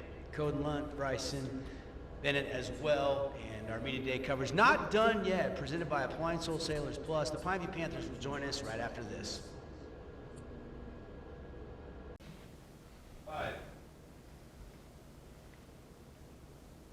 Welcome back, 2022 Region 10 Football Media Day with the Fox Sports team here. Devin Dixon, Mark Musgrave, Caden Formaster, now joining us as part of our Media Day festivities presented by Appliance Wholesalers Plus, the playmakers in the appliance business, the Pineview Panthers. Coach Boyer with us, and then we've got 4 of the players here. We've got Jacob, Tyson, Abe, and Preston. We're going to talk a lot with the players, but Coach, if we can, we'll just start with you and kind of bring us up to speed on the offseason and give us an overall preview for the Panthers and talk about some of the guys you're excited to play for you this year and get out there and do some business on Friday nights. Well, we had a nice start to the summer, went up to the Ute Shoot and up into Idaho to play some nice 7-on-7 teams, and we competed, we battled, learned a couple new systems, but the kids have put in the time, and it's starting to all come together right now, so I'm excited for Friday night when we go up and play Stansbury. We're gonna battle, we're gonna compete, and you know, we're going to come and be ready to play some football. You mentioned some of the changes, you know, new coordinator on offense, obviously with Coach Croton gone. Coach Osner's recovering from hip surgery. Coach Oz, hopefully you're doing well, speedy recovery, bud. But talk about some of those changes and how quick the kids are grasping that. Yeah, so we got Coach Brett Harrison. He's the OC right now. So philosophy's changed a little bit more. It's a little bit more run RPO style offense. And then Coach Zach Tautwili, he's our D coordinator now. So he's coming in, and he's going to bring a lot of pressure and get after people on the defensive side. Preston, on the defensive side of the ball, how has the defensive side coming together from camps this past summer and leading into this season? Yeah. So we're younger. We got a lot of like juniors and sophomores that are gonna have to fill some roles, but we're looking pretty good. We had some good like 7-on-7 performances and stuff. So. Now, I'm what have you excited. learned from last season that you can apply into this season? Even though yes, there are some changes. What have you personally been able to do? Yeah, so like some of our coverages and stuff have changed, but like it's still the same footwork, like all that kind of stuff. I'm still using the same footwork and all that. Obviously 7-5 last year, but man, what a playoff run! That exciting quarterfinal win on the final play over Desert Hills, and then bout out to Dixie. How do you guys take that next step and get back to the state championship game, Abe? I mean, obviously that's a goal for Pineview every single year. Yeah, I think the next step is just keep working hard. I mean, we have a young group now, and we just got to keep the momentum, keep the energy, like leading from the offseason into the season. Just play fast, play hard every game. How was the battle? Take me through the battle. I mean, Brown, Woods, you guys, there's 3 quarterbacks kind of fighting for that starting nod, and it looks like you've won that job. Yeah, so this January we kind of like we were starting our competition, and it was really good. Me, Tyler, and Sawyer, and some other young kids, we were just battling for the spot, and we all pushed each other and competed really hard. And this spring I got the nod that I was going to be the guy, and it was great. Like love those boys. They've pushed me really hard this offseason, and I'm so grateful for the opportunity. What do you say your strengths are? I mean, are you kind of multi-dimensional? You can run, you can throw. Do you like to stay in the pocket, or do you like throwing the run a little bit more? Like, describe your style of play at QB1. Yeah, no, I'm pocket passer first, but this year definitely I'm gonna be fast. Yeah, you're gonna see me outside the pocket a little bit too, for sure. Pineview has a great tradition of really, really good quarterbacks. Does that put a little bit extra pressure on those shoulder pads? Not really. I'm just gonna go out there and be me and play fast, play loose. I mean, I'm ready to fit the mold of Pineview and Pineview quarterbacks, and I love to be here. So. Going over to Tyson, what's something that you've been working on in this offseason to better yourself at the corner position? I've just worked to grow and just worked on little simple things so that when it comes down to it, you can just take those little things into the game and you have it perfectly performed. Tyson, how's leadership changed from last year? You had so many good seniors, and you had the McKenzie boys, and there was a ton of leadership on that team. You know, I'm sure you 4 have kind of taken over a good portion of that leadership, but is there other guys that have really stepped up and led on the field in practice? Yeah, we definitely have a bunch of kids that have stepped up and lead, and they all know their roles, and we all know that if we all continue to push and we all just build each other up the entire time we play, that we're going to do fine, and we just all have to step up. Jacob, I love Circle Black. I mean, that I think that is the coolest culture out there, and a lot of teams have great cultures, but that one seems really special, and the alumni going back, and Coach Hosner deserves a lot of that credit. And Coach Boyer, you know, you played for Coach Hos back in the day, and now you're helping coach. But what's it mean to you, and what's it like to be in that culture at Pineview High School? Personally, I think that Pineview High School and the meaning of Circle Black is just family. Like, no matter what, we're going to be like there to have each other's back, like on and off the field. Like the other day, I was asking Abe, and Abe and I were talking, and he just texted me out of the blue. He's like, "Hey, like, can you come over? I just need to talk." And then him and I just talked it out, whatever it was, and yeah, basically just family. It's a great example. Now, Preston, the Christensen name has deep roots in Pineview, from your grandpa to your dad playing as well. What kind of pressure does that put on you to keep up that Christensen heritage? I don't know. It's not as much as you think. I don't know. I just go and play my game and just have fun. I don't know. My grandpa and my dad still gonna cheer me on, however good I do, or if I make mistakes. But yeah, I'm excited to play. So Preston, sitting back there at the back of that defense, are there any young and upcoming guys that you can see that are looking like they're doing just the right things? Yeah, we've got some corners that I've been pretty impressed. Some sophomore kids that they're way ahead of what I was when I was a sophomore. Yeah. Now, I love asking this question. I do a Performance Player of the Week interview with a lot of volleyball players and such like that, and so I love asking this question. What are your pregame routines? Now, with some of the volleyball girls, it's like putting the ribbon and the bow in their hair, that kind of stuff. I'm assuming none of that is happening. But, Jake, what are some of your pregame routines?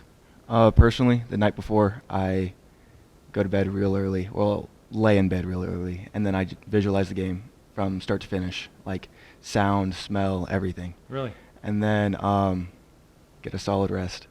Wake up in the morning with my mind just on the game, and that is it. Tyson, what about you?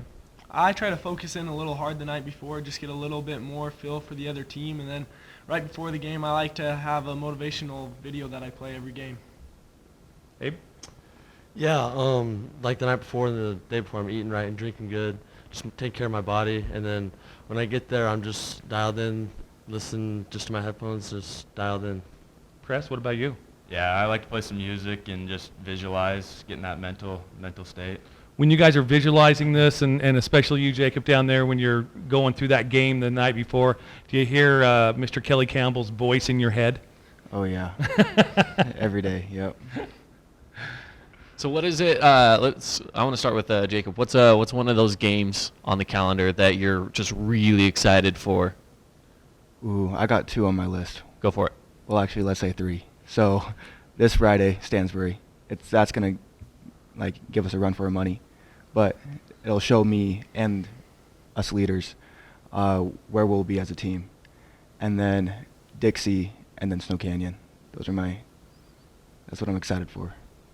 The Dixie Snow Canyon, because rivalry's there, they're good. You got some buddies on the team. Personally, I have kids I want to compete against, and I want to see who will end up winning. All right. What's the goal for you? I know I see on social media. I mean, you want to play college football, I know, right? You got some offers coming in yet? Yeah, I currently hold 6 offers, like Bethune-Cookman, Georgia Southern, SUU. But yeah, my goal is to play college football. Right. Well, I know for a fact that you've been doing really good things here in Region 10 and been definitely catching a lot of eyes with what you're doing. But let's go. I want to kind of go back to Coach Boyer talking about this team as a whole. How do you feel about these guys coming through the offseason, getting ready for week 1 here in just a couple of days? How far have you seen these guys grow? Oh, they've grown a lot since right when we got into spring football, going in the morning, doing 7-on-7 stuff. They've taken leaps and bounds forward throughout spring, throughout the summer. They've been hitting the weight room 3 times a week, and then obviously they've probably been doing a little bit extra on their own and then putting in the time and work. So I'm excited for this year. I think they're going to be ready to rock and roll Friday night, and we're just going to keep going forward. What I'll remember is last year you guys were involved in like 2 or 3 Region 10 epic games that just go into the epic file. It was a fun season watching you boys play last year. Hopefully it continues this year as well. Coach, thanks for bringing the kids in.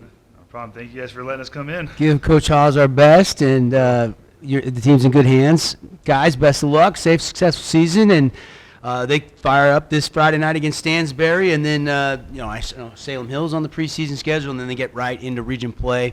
We've got 6, I believe, Pineview games on Fox Sports this upcoming season, so we'll have a lot of Panther football on the airwaves and the live stream. Guys, we'll see you around. Thanks for coming by. Thanks, guys. Pineview Panthers here in our Media Day coverage. We'll take a timeout when we come back. We'll tell you the preseason first and second team. We'll talk about who lands on the MVP ballot, and we'll talk about the combined coaches and media poll order of finish. Stay tuned.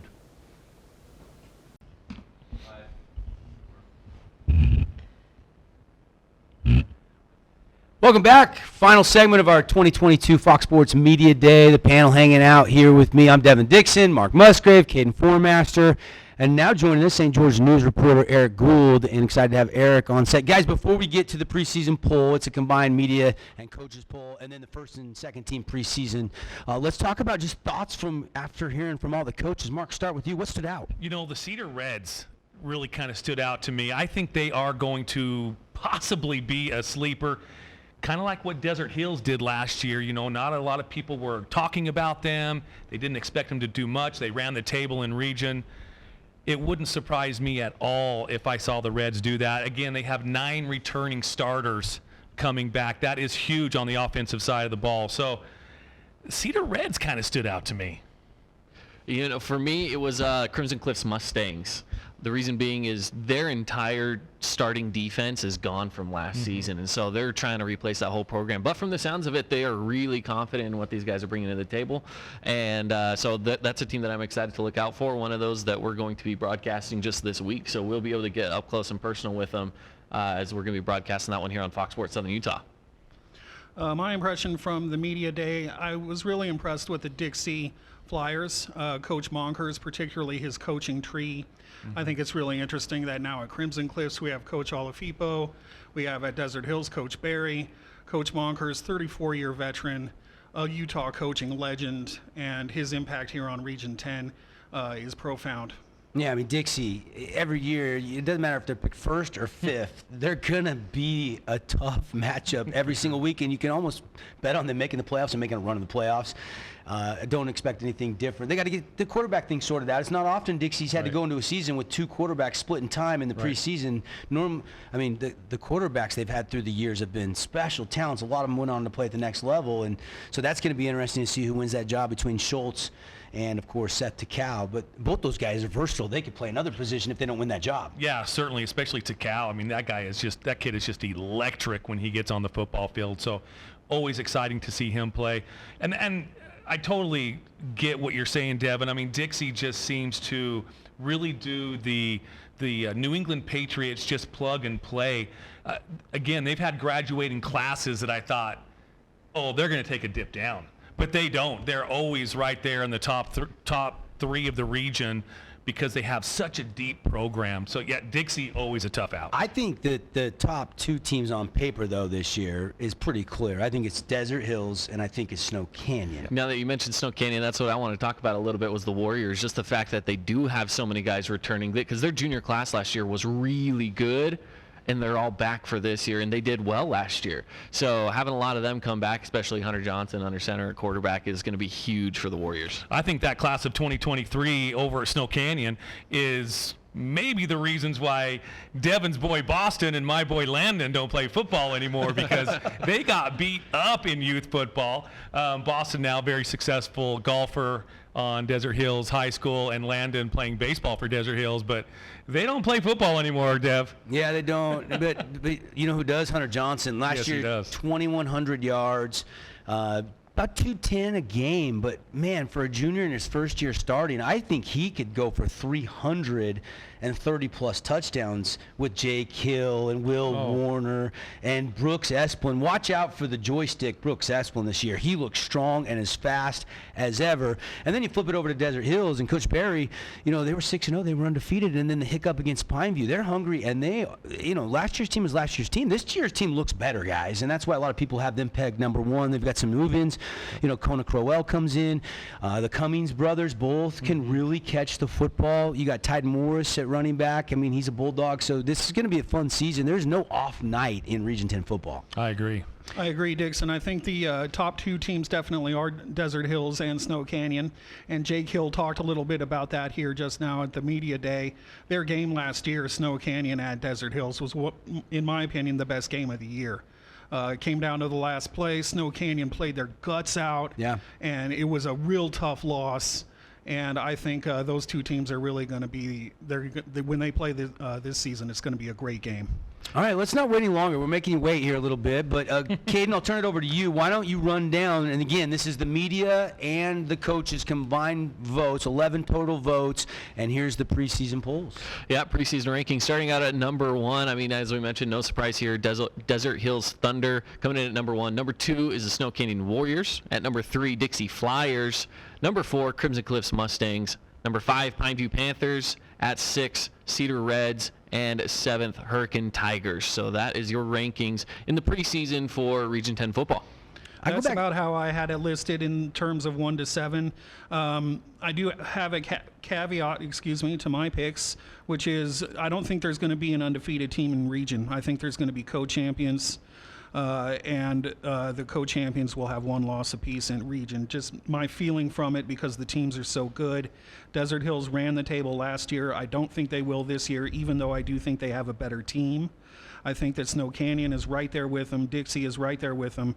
And then 4 through 7, I had a hard time with that because, honestly, they're all on the same level. They're all going to be really competitive, and I gave Crimson the nod there at 4 just because of the coach and what they got coming back this year. But Pineview 5, I think Pineview has real potential to win some games.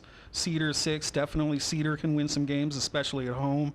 And Hurricane is my dark horse. I think they're going to be pretty good this year. I think they will get at least one region win. win. And I think all the teams are going to have at least one win in Region 10. I loved what I heard from Coach Bennett and Coach Aspie. I mean, they're kind of flying under the radar. They're, they're building their culture. They're in the weight room. They know that this is a tough region, and those are teams that have had winning seasons in years past. I mean, it wasn't too long ago Hurricane was in 4 straight state championship games, winning it finally in 2011 when Coach Homer was the coach there. It's going to take some time. I worry about depth.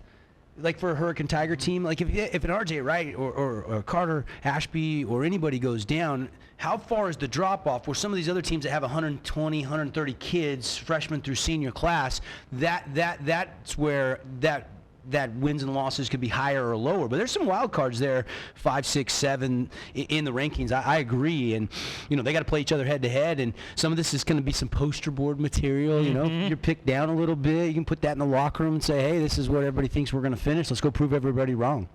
Yeah, seeing Cedar at number 6 and then learning what I've learned here in the last little bit, where they have 9 offensive starters.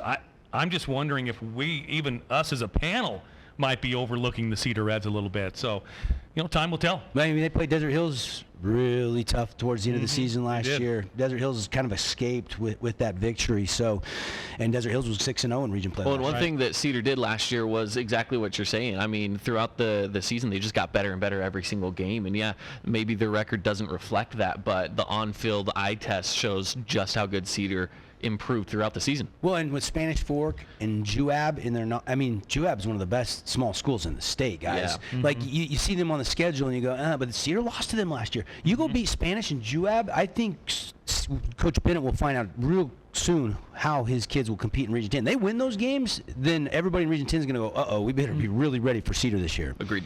Yeah. All right, let's get to the MVP. This was close, Caden. This was very close. This one kind of just came down to not necessarily the amount of votes, but just kind of where they ranked on the list in everyone's voting, and this person was consistently pretty high on the list in the votes. So the MVP coming into the preseason for Region 10 is out of Desert Hills, Noah Fulatolo. So Noah's going to be our preseason MVP. And not a huge surprise. I mean, this is his going to be his 3rd year starting as the Desert Hills Thunder quarterback. So not a huge surprise to me. No, and Noah's gotten better. I mean, growing up, you wondered if he would really be a quarterback in high school or if they moved him to tight end or linebacker. Right. This kid wanted to be a quarterback, and he's put the time and the work in. Saturday night I watched a little bit of their 7-on-7 black gold game, and he was dropping dimes to multiple receivers. He's really worked hard. He looks quicker. He's got to stay healthy. He's got to have a little early Russell Wilson in where he tucks out of bounds, and he wants to play like a linebacker at the quarterback position. Coach Barry's not going to let him play defense, we know. So he's going to want to take some shots and bulldoze some people, but if he stays healthy, he could put up some really big numbers with the talent around him on the offensive side of the ball, and they're going to run the ball quite a bit, which is really going to help him open up the passing game. They've got Thunder and Lightning over there with Zach Ford, and then with Morris, and now with the new move in with Cummings. So and Kona Crowell too. And Kona Crowell, yes, exactly. So they've got Thunder and Lightning over there. It'll be fun to watch them. Being able to run the ball is really going to help Noah to free him up a little bit. And what I've seen with him, difference from last year to this year, is just his confidence and his attitude. He's smiling. He's happy. He looks like he knows what's going on. He's happy to be on the field. I think it's going to be a real difference maker for Desert Hills this year, having Noah playing quarterback for them. Right behind Noah in the voting was R.J. Wright and of Hurricane and Jacob Sersansi from Pineview. Those are the other 2 guys that got a ton of first place votes. So they kind of headline our first team. And then Tide Morris, Desert Hills, Brooke Esplin from Snow Canyon, Set the Cow, Hunter Johnson. All those guys had 6 or more votes out of the 11 coaches and media votes. And then Jake Hill, Carter Ashby, Trevin Ulrich, Kona Crowell, Jackson Barber, wide receiver at Dixie, Bryson Bennett, 2-way guy for Cedar, Taven Mortensen, and Parker Andrus. That runs down the rest of the preseason first team. It's a good first team. I'm actually really happy with the names that came in. It's names that have all been brought up today throughout the different panels with the different teams. A lot of these names I do expect to see a lot out of, because we did see a lot out of them last year. And again, one of these guys, for example, Jacob Sersansi, where his name is consistently brought up as being one of the top players in Region 10, not even just at his position, just in the entire region. So a few names on here that I'm excited to see play. And a couple on the second team that I'm looking at that, I mean, again, we're so spoiled in Region 10 on how many great athletes and spectacular players that we have. But you're looking at kids like Mason Kesterson, Will Warner, Lincoln Holmes from Desert Hills. I mean, there are some electric players even towards the bottom of this list that got votes as well. Yeah, no question. Let's run down the entire list. The second teamers, you mentioned a couple of them: Mason Kesterson, Tyson Dismore, Chet Atkinson coming off the knee injury, ACL injury, I think it was last year, missed the whole season. He's excited to play Friday night for Coach Munkers. Jonathan Bibiano, Adrix Clegg, he was here today. He looks strong, guys. Yes, he did. Yeah. Camden Smith, Will Warner, Rockwell Jones, Kellen Pledger. Coach Bennett mentioned, watch out for this kid this season. Caden Nelson, you mentioned Lincoln Holmes. He's going to be a two-way guy. They're not going to be many for Desert Hills, but probably 3 or 4. But Link's going to be one of those guys going both ways for Coach Rick Barry. Connor Kell is kind of the receiver that does have some experience over there at Crimson Cliffs, so he's going to headline a young group of talented receivers for Coach Olofopo. And then other guys that made the second team, Stu Taufa. I'm surprised Stu's not first team, guys. I know he's only a sophomore, maybe that's why. But this guy, I mean, already offers from SUU and Baylor and many more to come. It's incredible. Yeah. Other guys, Still Barbin, Bryson Bennett, Jay Sweeten, Boston Adamson, Azen Cummins, Coden Lunt, quarterback for Cedar, Jordan Eaton, didn't play football last year, now back his senior season playing football, Cyrus Polu, who had an incredible freshman season. Yeah, another sophomore. And then Tyson Marshall, cornerback for Crimson Cliffs. Those are the rest of your second teamers preseason. Now, I will say, yes, this is the preseason vote. When we, in a few months from now, when we're looking hindsight, I definitely expect a few of those second teamers to be up in that first team. A lot of those names have all the potential in the world to definitely go and astound us with what they're going to be able to do on the football field. And I expect a lot of guys that aren't even listed here to be first, second, and honorable mention by the end of the season, too. I mean, there's always some guys that kind of, Dixie's got a couple new guys, Junior Coughlin, Louis Bennett. Nobody really knows about those guys. One's a DB, one's a slot receiver. Watch out. Those guys could be all-region guys by the end of the season. For sure. And on the list here, I see Tyson Dinsmore. I think between him and Sir Sansi out of Pineview, they've got the best secondary in Region 10. I think some other names here on this list, Rockwell Jones, greatest named football player I've ever seen. I'm just going to put that out there. Connor Kell from the slot. He made some big plays for Crimson Cliffs last year. I think he'll be good this year as well. Stuart Taguel, as you say, he's getting all the talk. And just seeing him now in the Region Media Day for the first time, he's big. And he's got the size, and he's definitely going to be ready to go. I like also on this list Coden Lunt, the left-handed quarterback out there at Cedar, very good player. And yeah, I agree. I think everybody on this second team, as well as some folks that we don't have on the list, will be making it on the team at the end of the season. Yeah, and you look at the two quarterbacks coming back as we'll get into some final thoughts here and wrap things up. Thanks for watching and listening here on Fox Sports Southern Utah. I mean, Hunter Johnson, Noah Fuitololo, I mean, those guys are going to be neck and neck. If they both stay healthy, like, it'll be fun to see who throws more touchdowns, who has more passing yards. Their trajectory this season, could be really, really fun just to watch them stack stats. Yeah, they're just loaded with weapons to the left, to the right, behind them. They have all the weapons that they need, and it will be really fun to watch those two. Well, I think that's why they're listed as number 1 and 2 in the rankings between the Thunder and the Warriors, is just because they do have a very seasoned quarterback, both of them. They do have very seasoned receivers as well. They just have the offensive capabilities to just go and get it done. So I think we'll see a lot out of those two teams specifically. But again, I mean, kind of as Eric mentioned, this entire region has a lot of potential. There's a lot of good games on the region schedule. Every team has potential to win a game, like I suspect. And I think it's just going to be so much fun to watch them. What I really love about seeing these kids and coaches interact is how much they know each other, they like each other. Yeah, they want to compete. And when they get out on that field and it's Desert Hills against Crimson, Desert Hills against Snow Canyon, these guys want to win. Yeah. But what I like is when I meet them out there in the hallway and they're all talking to each other and chatting with each other, and it's just a really good family communal atmosphere here in Region 10, and I love it. I'm waiting for the football. It's going to be awesome. The other guy I'm really excited to see, I mean, we got some new coordinators, but, Carl Franke at Hurricane, what can he get out of R.J. Wright? R.J. Wright was in 10 touchdowns last year, about 80 a game. now with putting Ashby at the slot and Aloha at tight end, that's going to open things up a little bit, and a new offensive coordinator. So I'm excited to see what RJ Wright can do. He looks taller and stronger, so that's going to be kind of fun for the Tigers to, he's not a secret weapon anymore. Well, and also, like you mentioned, having Aloha back because he got injured so early in the season, just the fact that the defenses will have to cover a few more really good options is really big for the Tigers. And both of us know Devon. We know both, Carl Franke and the intensity that he brings and the knowledge. I mean, he's bringing over a couple of state championships. The boys want what he has, and I'm sure he's going to put that across to them. I tell people all the time, like, the region coaches, and not just in football. I mean, if you look around all sports in Southern Utah, the coaching here is so good. It is so top-notch for the high school level, and you're about to see it on Friday nights. This Friday night, here's the lineup for you. On Fox Sports, we've got Crimson and Green Canyon. You can watch the live stream as well on our website, foxsportssu.com. We'll have Hurricane Mountain Crest on St. George News Radio 93.1 as well as 1450 AM. I think we'll have a live stream for that as well. And then we'll also have a live stream of Snow Canyon and Northridge on the website. So 3 games coming your way this Friday night. Of course, Desert Hills plays tomorrow night, guys. Yep. On K-Jazz against Brighton. So that'll kick off the football in the state of Utah. Final thoughts? Let's play some football. It was Let's fun. do it, man. Yeah. Devin Dixon, for Mark Musgrave, for Caden, for Eric, it's been our pleasure bringing the 2022 Fox Sports Region 10 Football Media Day presented by Appliance Wholesalers Plus. We'll see you next time.